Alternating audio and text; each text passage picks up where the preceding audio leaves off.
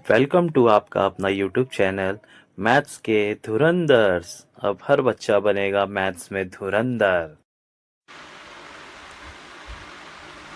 तो बच्चों आज हम करने वाले हैं class 6 maths chapter number 2 lines and angles का प्रैक्टिस सेट नंबर 2.2।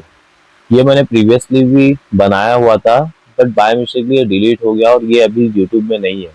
और बहुत डिमांड आ रही थी कि सर 2.2 अपलोड कीजिए, तो ये इसीलिए ये डिमांड पे फिर से मैं अपलोड कर रहा हूँ और आपके लिए फिर से बना रहा हूँ। तो फटाफट से स्टार्ट करते हैं। बहुत ही छोटा और बहुत ही इजी एक्सरसाइज है। तो क्वेश्चन नंबर 1 क्या है? Find the given letters of English alphabet given below whose lines और राइट एंगल।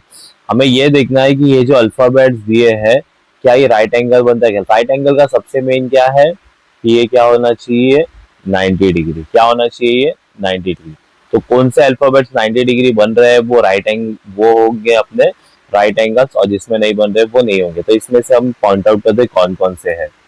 तो सबसे पहले हम चेक करते ए है क्या। ए को मैं ब्रेक करता हूँ आपके लिए, इस तरीके से ए को ब्रेक करता हूँ।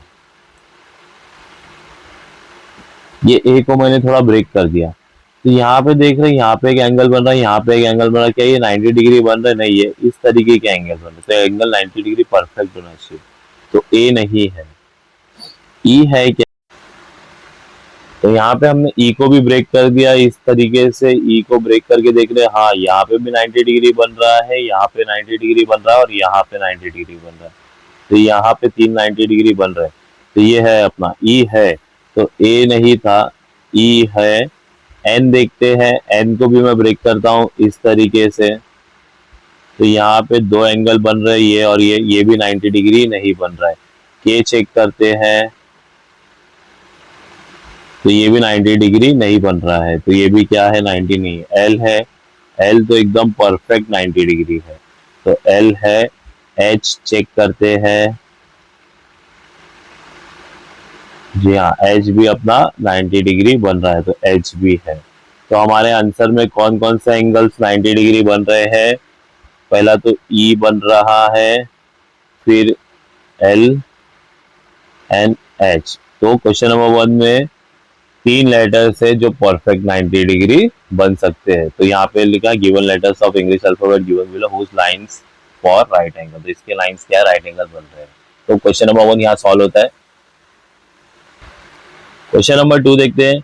Right the type of each angle based on the measures of the angles given below. हमें यहाँ पे कुछ मेजर्स दिए हैं, उसके हमें बताना है कौन सा एंगल है। कौन सा मीन्स जैसे कि हमें पता है zero angle, acute angle, obtuse angle, right angle, straight angle, reflex angle, complete angle. ये सब में से बताना है कि ये कौन सा। 40 degree is more than 0 degree and less than 90 degree. और जो एंगल मोर देन 0 डिग्री और लेस देन 90 डिग्री होता है उसे हम क्या बोलते हैं, एक्यूट एंगल। तो ये एक्यूट एंगल है।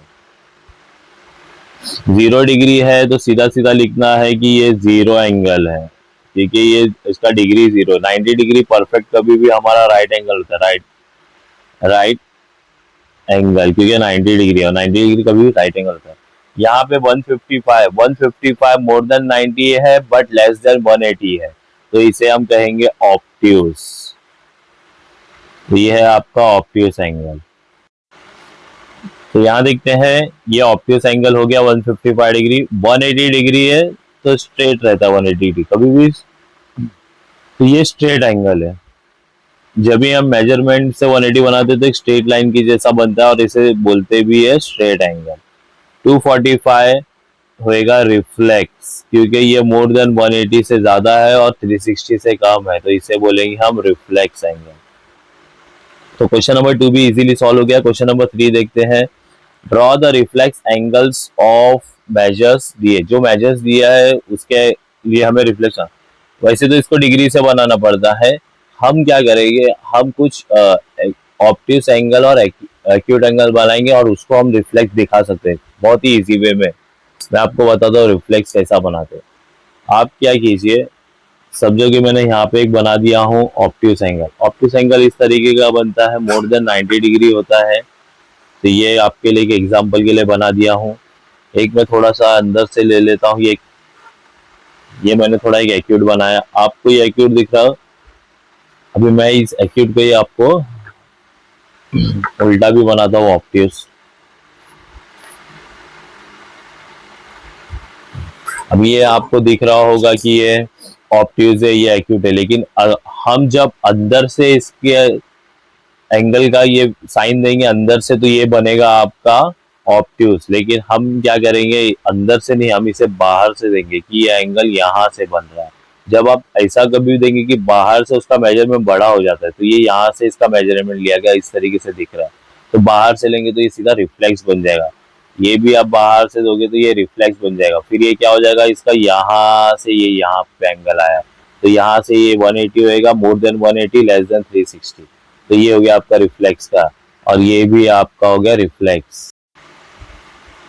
अगर इसी को आप अंदर से देते तो ये एक्यूट एंगल, ये ऑप्ट्यूज बन जाता, ये एक्यूट बन जाता और ये ऑप्ट्यूज बन जाता। तो इसीलिए बाहर से दो ताकि ऐसा लगे कि ये मेजरमेंट बाहर से बना है।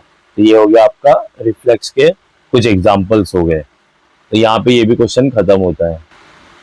तो चलिए क्वेश्चन नंबर 4 देखते हैं। इसमें कुछ क्वेश्चंस दिए, कुछ क्वेश्चंस के आंसर देखना है।